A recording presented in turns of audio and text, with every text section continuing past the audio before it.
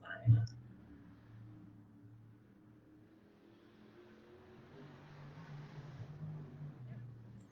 We're live. Right.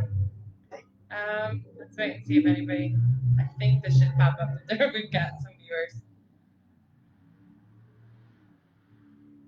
You're supposed to wait a whole minute.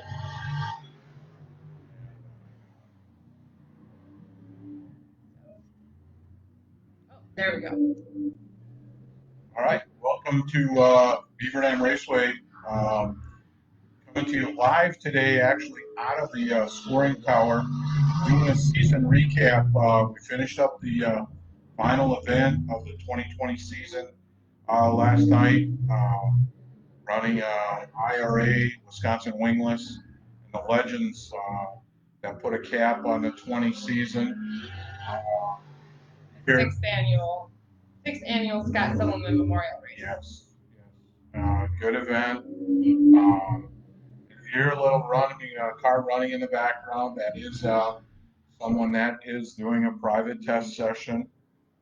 Just so if you are aware or wanting to do that, that's something you contact Carolyn Miller at the track office.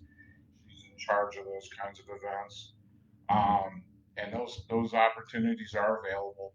You have to work with her on that as far as scheduling. We just wanted to bring you everybody up to speed.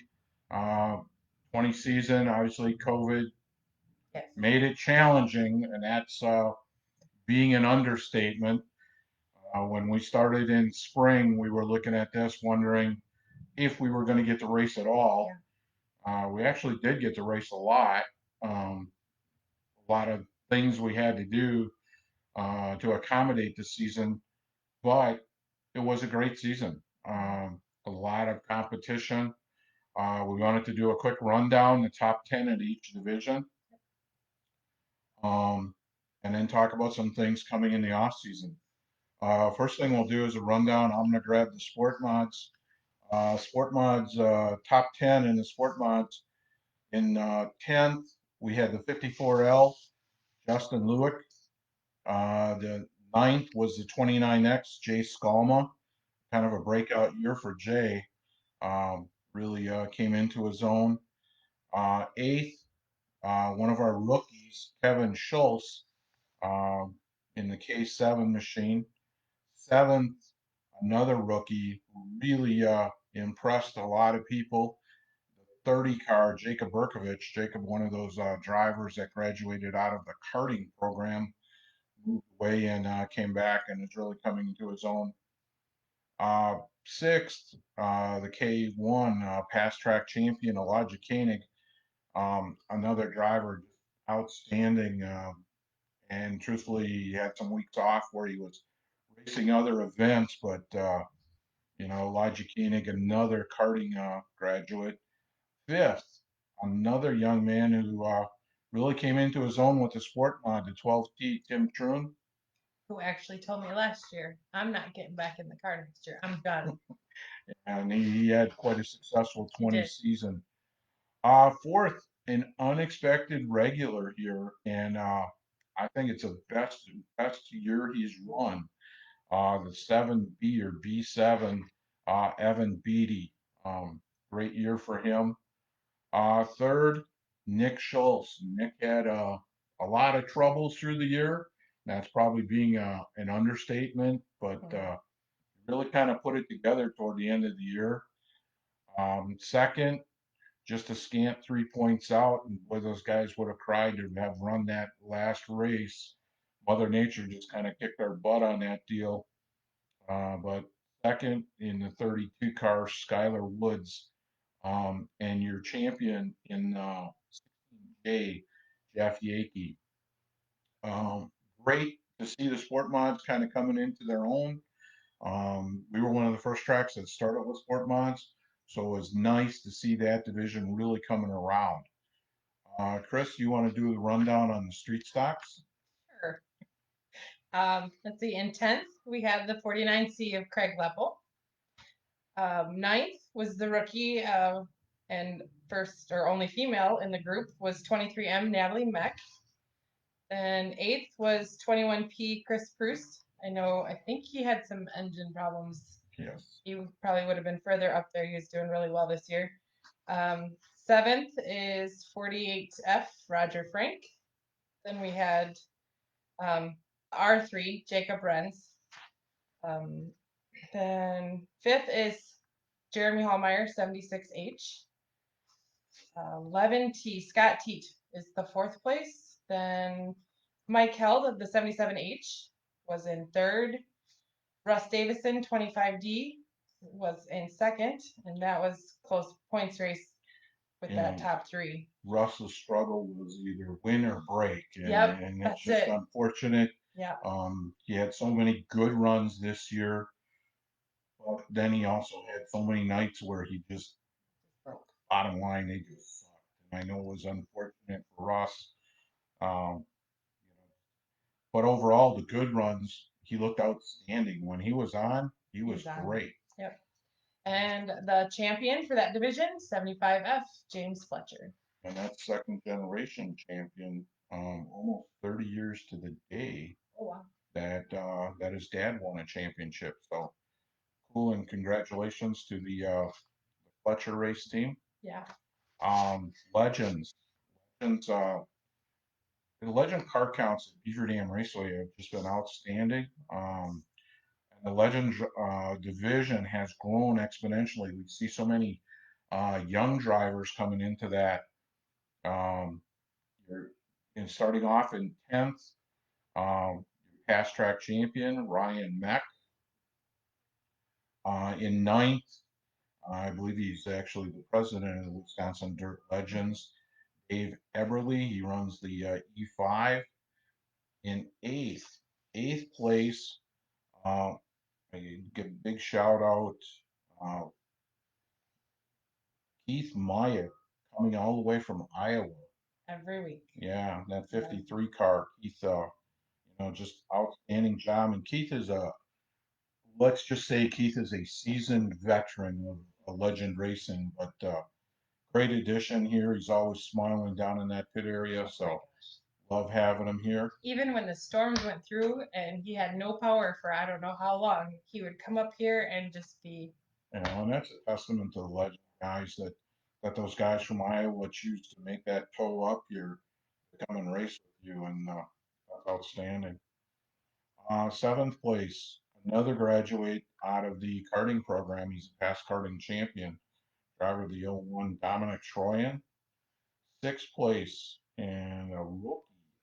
And he just came out of nowhere. I mean, some of these guys at the beginning of the year, you looked at him and you went, wow, where'd this kid come from? This kid comes from some good roots. Um, and Parker Jones, he's going to be a force to be reckoned with in that legend division. Another one that just, looked at the beginning of the year and he struggled, but man, he turned it around in fifth, the 44J Jordan Nicholas. Jordan really started to figure some things out with the legend, and had an outstanding year. Fourth place, 57, Tristan Firsteth. Tristan, another one of those competitors that came out of karting. And so I've had the pleasure of seeing Tristan and his family working on that thing. Um, and he as well, he struggled a little in the beginning, but he really has started to figure it out. Third place, man, same song, coming out of karting, Eric Bloomer. Eric is a past karting champion, and uh, he's really starting to get that legend dialed in. Second place, yeah, just a scant couple of points back, and I know he wanted to beat the grandpa, but this year, the 18 of Ryan Sullivan, but Ryan had a great year. Just unfortunate, a couple of bad finishes, and that's how tight those points are with the point system we use. Your point champion and a legend. He's been there before. He's a national champ. He's a state champ. He's now, hate to call him this, but a grizzled veteran. You'll probably laugh at that, but Mike Miller, he'll pick up the championship in the legend division. Grand Nationals, Kris? Let's see. Grand Nationals. 10th place was the 55 Don Schumacher. And I laughed because when he would walk in the shack, I'd be like, we have a heat because all the Schumachers were there. Yay, we have one heat for the Grand Nationals. Um, let's see, ninth place is the 11 Matt Streakstra. 8 is the A7 or 7A of Todd Asherin. And Todd did a little experimenting this year with engines. He tried out that crate option and he did figure some things out. He really came on strong later in the season. Yes, and he learned how to bounce a beer bottle off a basketball and catch it. Information I don't need to know about. It was fun. Anyway, that's kind of like that pit information afterwards. Um, 7th place, 53, Dustin Weiss. Um, Dustin returned to Beaver Dam after taking a couple of years racing up north. It was great to see them back here, and always wanted to just a really classy looking race cars. So his car lit up the track and his fans lit up the stands because they had those electric shirts on. and you got to say there's a young man who knows when to really turn it on. I believe the night he had the VIP suite rented was the night he picked up a feature win as well in commanding fashion. So um, kudos to the Weiss race team. Then let's see, 6th place we got 85E Justin Pearson. 5th place was 72 Chad Espen. Really a breakout year for the 72. Yes.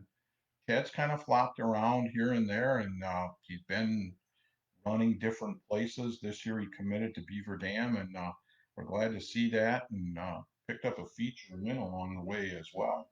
Yep. 4th went to another Schumacher, 47 Nick Schumacher.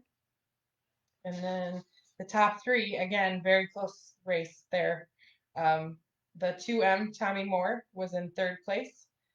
And Hall of Fame and going to be Inducted, yes. um, Newly the, minted Hall of yes, Famer. the 10 of Roger Lee.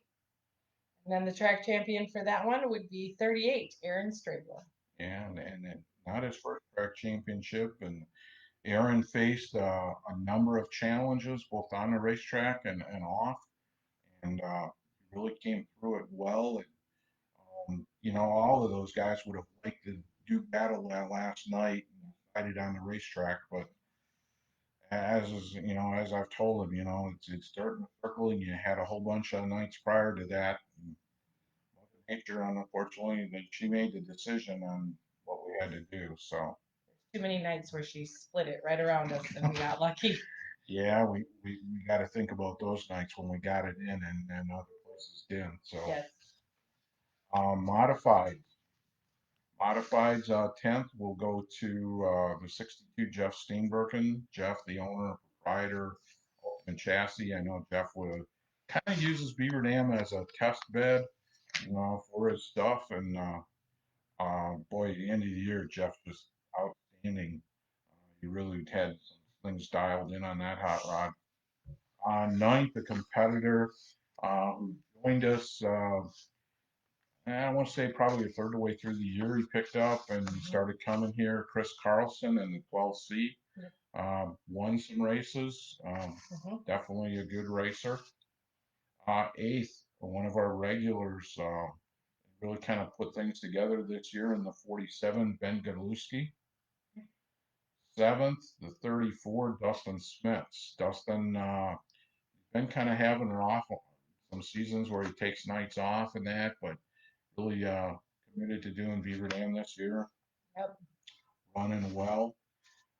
Sixth, just a class act guy, the 63 Jeff Shop.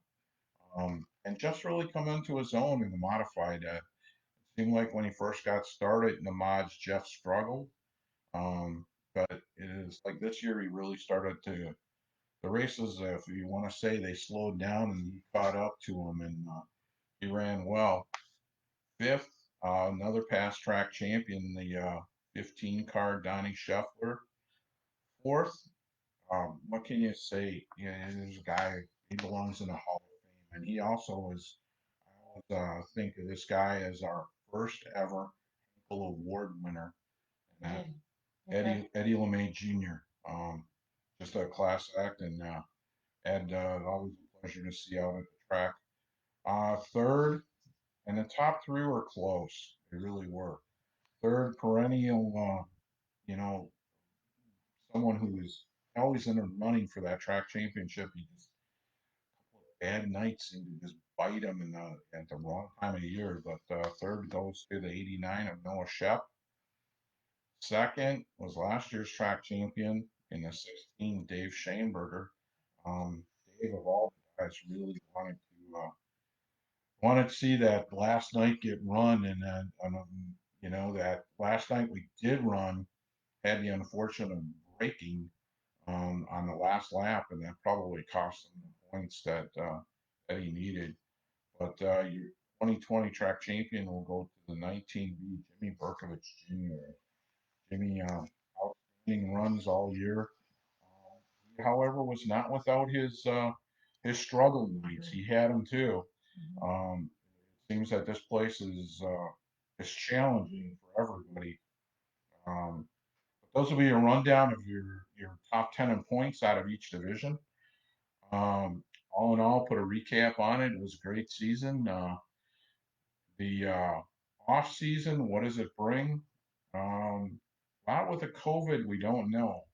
First thing we'll touch on banquet information. Nothing decided at this point.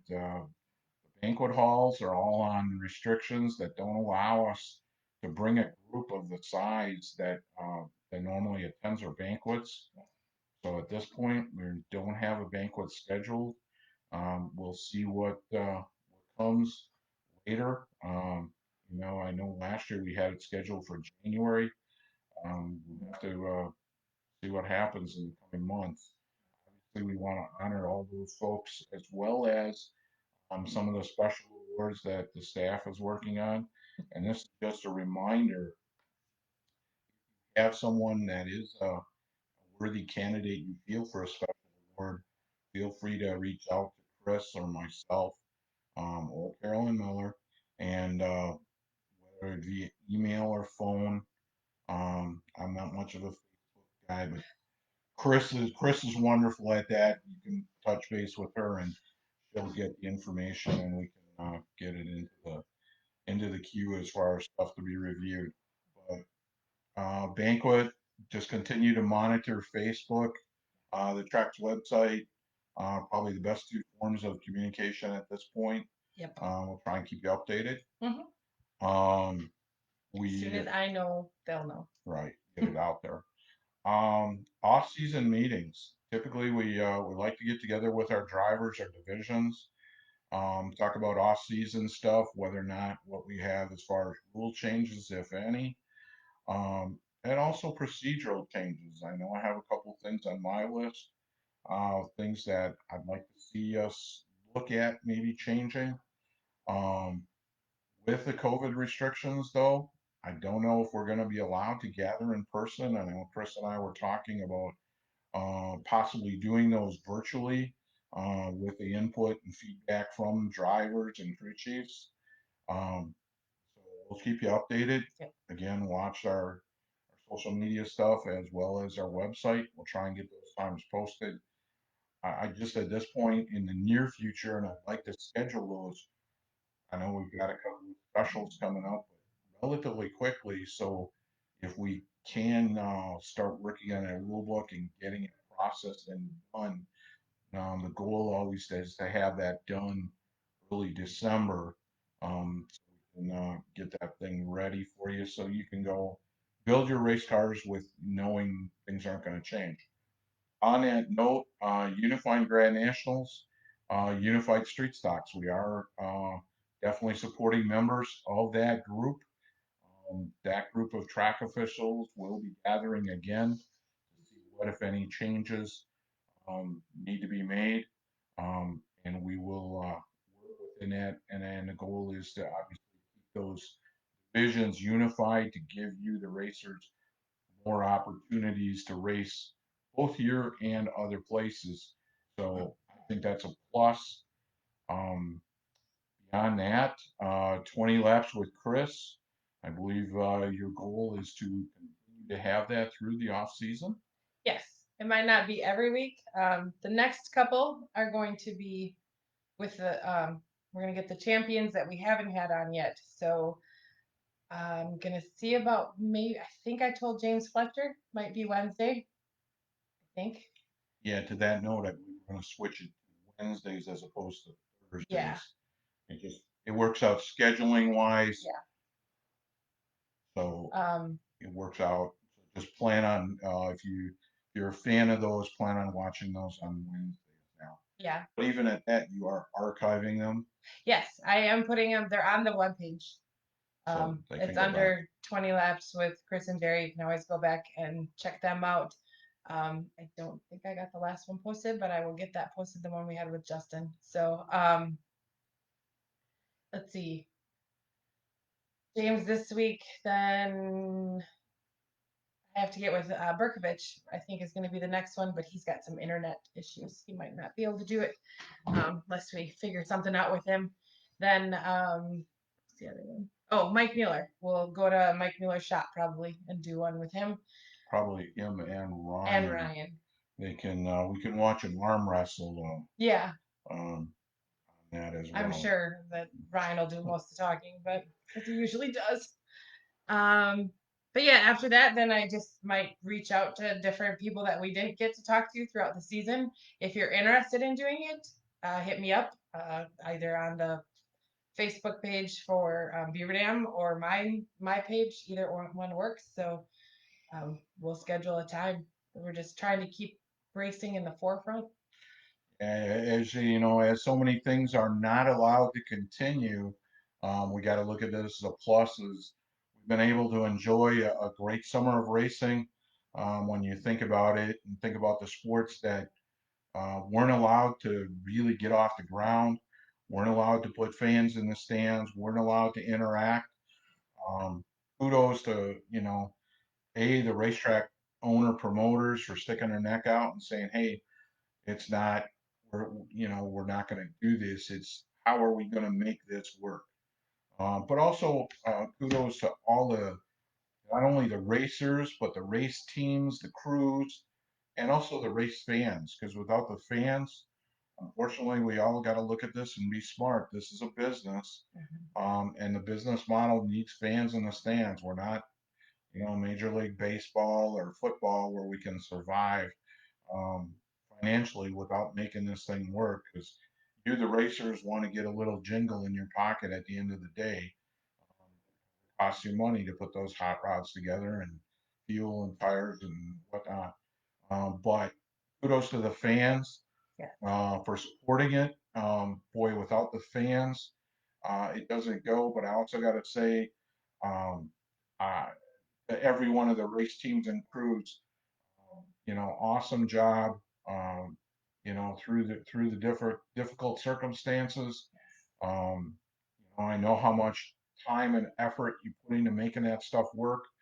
For your nights at the racetrack, you probably got 2, 3 nights every week at the shop, either fixing, repairing, or tinkering, or drinking beer and socializing with your buddies. But hey, that's what makes this sport so special Yeah. to not only you guys and the fans, but also to us as officials.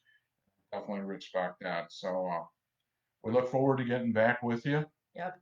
Um, one comment as far as Sandy from the pit walking crew, they want to say thank you for putting up with all the different changes we had to do this season because that was another one that just week by week at the beginning there it was something new. So they say thank you. I say thank you to all the drivers, fans, everybody. A lot of people have commented on pictures and stuff, thanking me for the job I do, but thank you guys for making it easy to do my job. So, And to that end, if you have suggestions, um, constructive criticism, absolutely, we welcome that. Um, you know, be respectful, but you can forward that stuff over to Kris or myself. Um, and we're always open to new ideas. If there's ideas on how we can make the race programs better, yeah. um, whether that involves the actual trackside stuff or the fan side stuff or the pit side stuff. You know, nowhere do we claim we know everything, but sometimes we a little fresh perspective is always appreciated and something we need to look at and talk about. So we look forward to that. Yes. Obviously, in one hand, disappointed that the season's over because I'm not going to see my summer family, so to speak. Yes. But looking forward to a little more relaxed time in the off season. But I can already, even just with having today off, which normally we'd be busy with other venues, but look forward to 2021 with the passion already. So once again, thanks to all the race teams Yes. Thank you. and crews, and we'll keep in touch on Facebook. Perfect timing. Somebody's got to go. Thanks again, everybody. Have a good weekend and a great off season. And that is really loud. If you're doing any specials, good luck at all the specials. All right, thanks again, everybody. And live now. That'd probably be the button to hit. Yeah.